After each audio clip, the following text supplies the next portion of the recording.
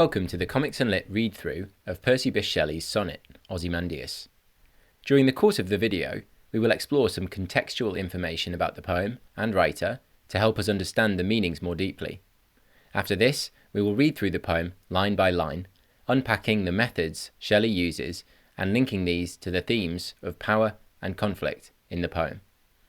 I recommend you have a paper copy of the poem you can annotate with your notes on the meanings and interpretations that we discuss. First, let's look at Shelley's life and ideas. Shelley was born in 1792, the heir to rich estates, but grew up to become a rebellious student who was expelled from Oxford University in 1811 for publishing a pamphlet which promoted atheism, a radical view at the time. Continuing in his liberal and free-thinking ideas, Shelley channeled his creativity and views on social justice and equality into his poetry. Shelley is now considered one of the greatest of the Romantic poets, a group of poets whose work celebrated the beauty and knowledge of classical civilizations, questioned the restrictive and often brutal politics of the time, and promoted a love of nature alongside the celebration of free thinking and the expression of emotions. One of Shelley's best-known poems, Ozymandias, was inspired by a gigantic statue of Ramesses II that was bought for the British Museum by the Italian explorer Giovanni Belzoni. It was written in late 1817 as part of a competition between Shelley and his friend Horace Smith, and was published in the Examiner in January 1818.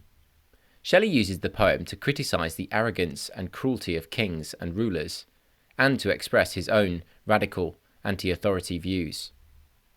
As we read through the poem, consider how Shelley criticises and mocks the king, Ozymandias, and encourages the reader to take confidence that even great and powerful kings eventually die. I will now read the poem once full through to give you an overview of the pace, rhythm, and mood of the poem. Following this, we will zoom in, line by line, to unpack some of the methods and meanings to deepen our understanding of this remarkable piece of work. I met a traveller from an antique land, who said, "Two vast and trunkless legs of stone stand in the desert. Near them, on the sand, half sunk, a shattered visage lies, whose frown and wrinkled lip and sneer of cold command tell that its sculptor well those passions read, which yet survive, stamped on these lifeless things, the hand that mocked them, and the heart that fed, and on the pedestal these words appear. My name is Ozymandias, King of Kings. Look on my works, ye mighty, and despair. Nothing beside remains. Round the decay of that colossal wreck, boundless and bare, the lone and level sands stretch far away." Okay, what did you think? Perhaps you were able to identify Shelley's critical, almost mocking tone over the course of the 14 lines, as he describes in detail this once mighty statue that claims its king is all-powerful, that lays broken, ruined, and decayed by time and the desert sand. The poem is clearly a clever attack on the arrogance and hubris of Ramesses II, but can also be read as a thinly veiled attack on the King of Great Britain, George III, whose reign was known for a number of military conflicts with many countries around the world. Shelley is clever, however, not to directly criticise the rule of a monarch he would clearly have disagreed with. Instead, he uses a distant ruler, Ozymandias, and claims the story has been passed on to him by a traveller, that his more radical suggestions about the foolishness of kings and cruelty has to be inferred, rather than directly said. It should be noted that Shelley chose to write Ozymandias as a sonnet, a complex form of poetry dictated by strict rules on stanza length, metre, and rhyme. The poem is actually a blend of two separate forms of sonnet. A Petrarchan sonnet is meant to be a love poem from a man to a woman. They are 14 lines long, with the first 8 lines posing a problem, and the final 6 lines providing the solution. Line 9 is named the Volta, which means turn. It signals a shift toward the resolution of the problem. Petrarchan sonnets traditionally use an A-B-B-A, A-B-B-A rhyme scheme. The second form of sonnet you need to be aware of is the Shakespearean sonnet, which still uses 14 lines to tell the story of love and romance. But the Shakespearean sonnet uses 4 quatrains, groups of 4 lines, with an A-B-A-B, C-D, C-D, E-F, E-F, G, G rhyme scheme. The turn, or volta, in a Shakespearean sonnet is in the final 2 lines, the rhyming couplet. If you look carefully at the structure of Ozymandias, you will see Shelley borrows aspects of both forms, whilst also breaking some of the rules to form his own new form of poem. This gives a hint about the hidden messages about power in the poem as a whole. By breaking the rules and forming his own new form of sonnet from forms which have come before, is Shelley subtly showing us that power cannot and does not last, and all kings and societies must eventually make way for something new. I'll let you decide how far you agree with this interpretation as we read through the poem in close detail. So let's go through the poem line by line. Again, as I do so, you are welcome to annotate your own copies of the poem, to revise from, and to add to after the video is over. Here's the start of the poem.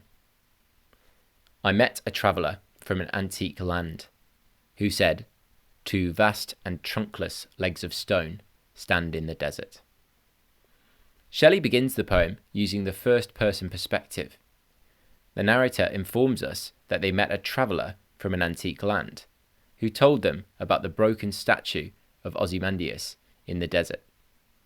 Firstly, Shelley uses the adjective antique to describe the home of the traveller, presumably Egypt, which creates a sense of age and value to the place being described, indicating Shelley's interest and admiration for the culture of the land he is writing about. Next, the narrator introduces the statue using reported speech, as if these are the exact words of the person who viewed the statue. Cleverly, this allows the radical thinker Shelley to distance himself from the criticism of the king. During Shelley's time, radical anti-monarchy views were not widely acceptable, so we would not want anyone to explicitly be able to pin these views on him. So Shelley hides behind the nameless traveller to deliver his radical message. The legs are then described as vast, meaning huge in size, but also trunkless, which means without a torso. This line ends with a caesura, a pause in the middle of a line, indicated by an ellipsis. Shelley uses this to draw the reader's attention to the broken nature of the statue, our first indication that the power of this once great king has been metaphorically broken. Here's the next section of the poem.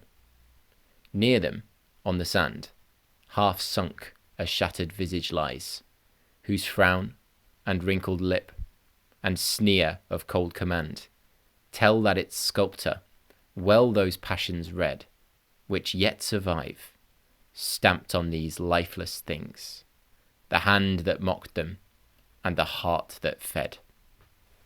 Shelley then shifts focus to the head of the statue, which lies near to the trunkless legs.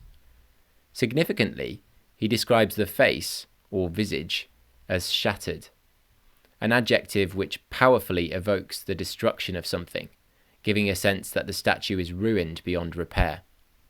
Then, Shelley describes the features of the king's face. The lip is wrinkled into a sneer or cruel smile, which Shelley indicates is full of superiority, using the aggressive alliteration of cold command, drawing the reader's focus to the king's opinion of himself. We are encouraged to see Ozymandias as a vain and cruel ruler, which pleases Shelley's romantic ideals that power should be with the people, not dominant, aggressive rulers.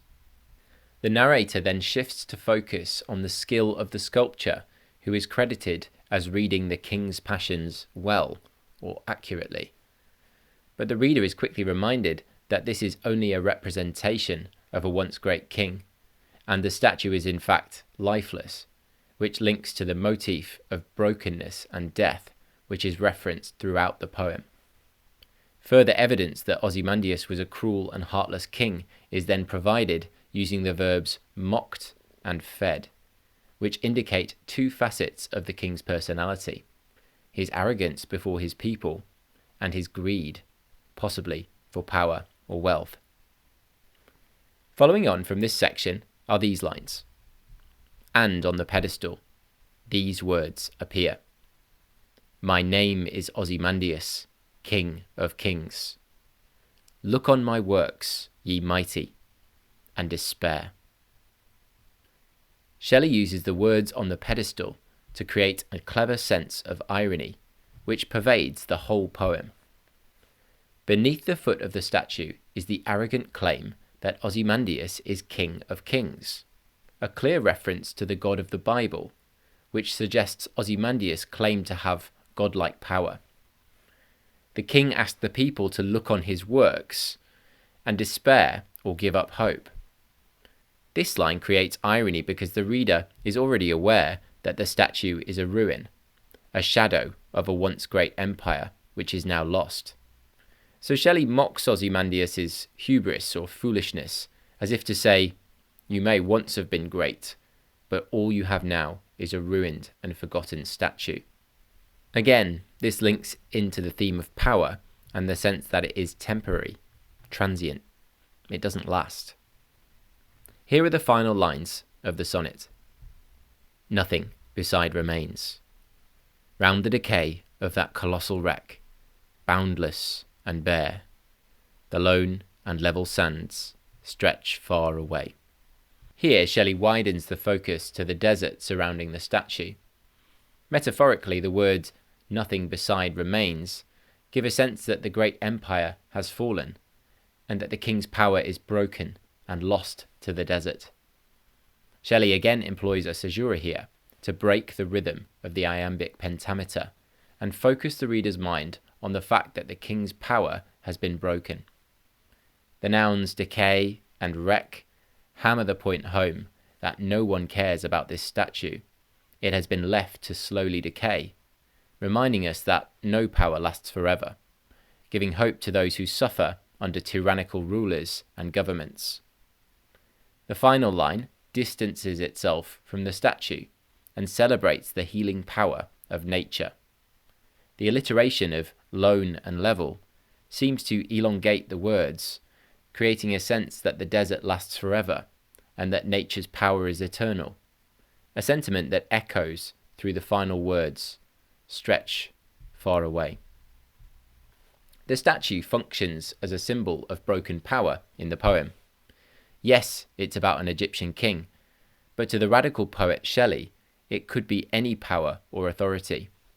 The poem is meant to assure the reader that the power is finite and that no individual, no matter their power and wealth, can live forever. This idea is also reinforced with the poem's atypical rhyme scheme. As I mentioned earlier, the poem uses the form of a sonnet. At first it appears Shelley follows the rhyme scheme of a Shakespearean sonnet, which follows the A, B, A, B, C, D, C, D, E, F, E, F, G, G pattern. Shelley begins this way, but then breaks the pattern in line 5, perhaps as a way to reinforce the broken power of the dead king. As the poem continues, Shelley blends in elements of a Petrarchan sonnet. For example, he uses a turn or volta after 8 lines, with the inscription on the statue shifting the tone of the poem to create irony. Additionally, the poem ends by rhyming alternate lines, rather than a couplet typically used in a Shakespearean sonnet. So it seems Shelley plays with these structures as a way to subtly undermine the idea of power and control. The poem does not follow the rules dictated by convention. In a sense, the reader is being asked to consider the authority of powerful rulers. Is Shelley subtly asking us to break these conventions in the real world by breaking the rules in his sonnet? It's up to you to decide. Whatever you decide, the poem is a masterful piece of writing, whose critical message about abuse of power still feels very relevant for the world today. This video has been kindly supported by my viewers and patrons. If you would like to learn how you can contribute to Comics and Lit, helping me make high-quality illustrated literature content, visit www.patreon.com/comicsandlit, or click on the link in the information below.